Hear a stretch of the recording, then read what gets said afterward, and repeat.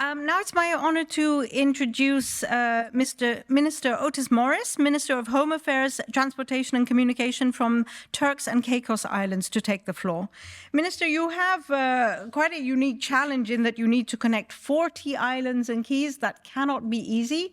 Tell us how you're doing it. Good morning. It's a pleasure to be here. Protocol has already been established.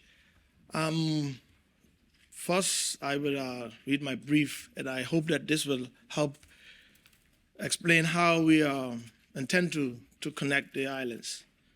There is no doubt that the digital economy is growing at an alarming rate, and the need to improve the connectivity of our people by providing universal broadband access to everyone has never been more critical.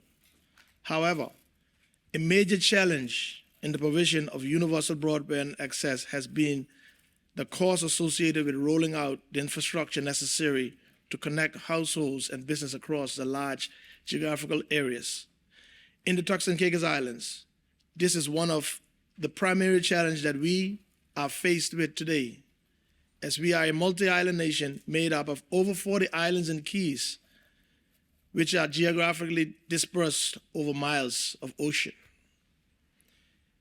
The current telecommunications infrastructure connecting these islands today, which is primarily reliant on terrestrial microwave links from Providenciales, the main island with the fiber cable, which is the economic engine of our country, is insufficient to provide adequate bandwidth and a stable and robust connection to each island for the delivery of modern digital services.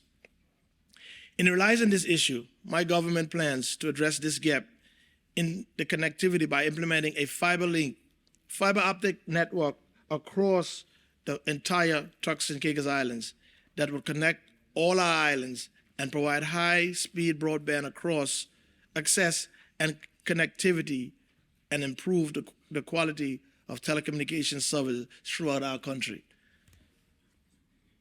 That is our main goal right now, to connect each of the first of all, the most inhabited islands, which is 8 main inhabited islands, to fiber.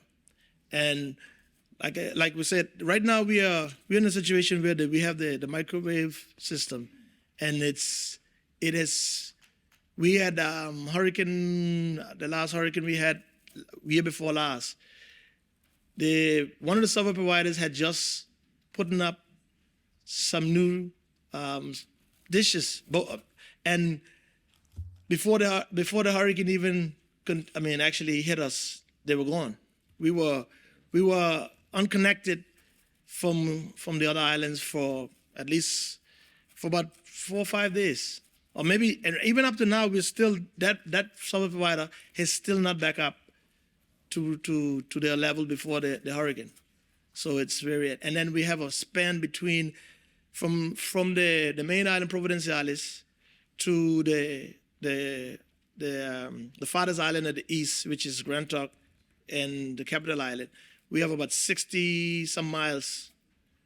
The first span is it goes about 40, 50 some miles, and then we have a span of ocean from the island of South Caicos to Grand Turk of 22 miles of ocean, which is, even sometimes when we don't have hurricanes, it's very difficult connection. So we are embarking on this fiber optic link to connect the islands in the best way, and also to have the connection with the international world also.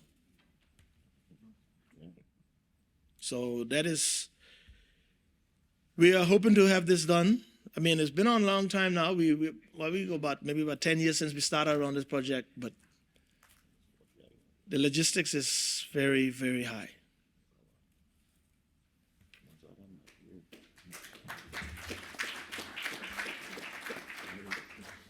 Minister, thank you. 10 years is indeed a long time, especially when you are a family. who is trying to exist in what is, quite an overwhelming digital era right now. So you said that fiber cannot extend. You highlighted yesterday in our caucus that putting microwave links on towers in a hurricane belt is a dangerous thing to do. Surely you will be making some use of satellite. Do you see any scope for this? Yes, we see scope for this. As a matter of fact, we have just licensed a satellite carrier to be able to provide satellite service for ships and airplanes. For the population, we have not reached that, but we are looking into that also. And it's on the top on radar to be able to hook the satellite also. Excellent. Because it's a very important satellite for us. Thank you very much. Thank you. Thank you.